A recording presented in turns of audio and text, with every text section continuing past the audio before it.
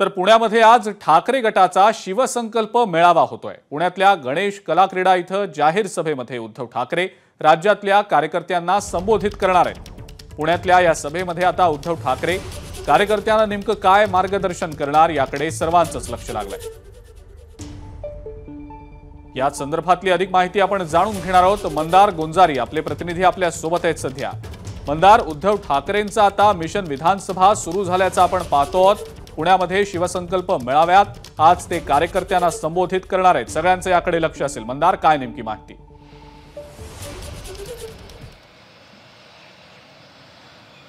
उद्धव ठाकरे कालच पुण्यामध्ये दाखल झालेले आहेत। त्यांच्यासोबत संजय राऊत आहेत आणि आज 11 वाजता पुण्यातील गणेश कला क्रीडा मंच या ठिकाणी या मेळाव्याला सुरुवात होईल आणि 1 वाजेच्या दरम्यान उद्धव ठाकरेंचं या मेळाव्यामध्ये भाषण होईल।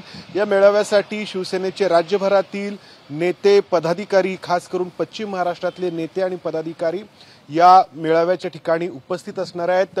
शिवसेनेमध्ये फूट पडल्यानंतर पुण्यामध्ये इतका मोठा मेळावा उद्धव ठाकरेंच्या पक्षाकडून पहिल्यांदाच आयोजित करण्यात आलाय। उद्धव ठाकरे स्वतः या मेळाव्याला मार्गदर्शन करणार आहेत आणि तू जसं म्हणालास की आगामी विधानसभा निवडणुकांच्या पार्श्वभूमीवरती या मेळाव्याकडे पाहिलं जातंय। शिवसेनेची भूमिका, त्याचबरोबर महाविकास आघाडीमध्ये जागा वाटप, या सगळ्या विषयांना उद्धव ठाकरे त्यांच्या आजच्या मेळाव्यामध्ये होणाऱ्या भाषणातून स्पर्श करतील असं मानलं जातंय। थोड्याच वेळामध्ये संजय राऊत देखील या मेळाव्याबद्दल बोलणार आहेत। ठीक आहे मंदार, धन्यवाद। सविस्तर माहिती आपण दिलीत त्याबद्दल आणि या संदर्भातले अपडेट्स आपण सातत्यानं तुमच्याकडनं जाणूनच घेऊ। एबीपी माझा, उघडा डोळे बघा नीट।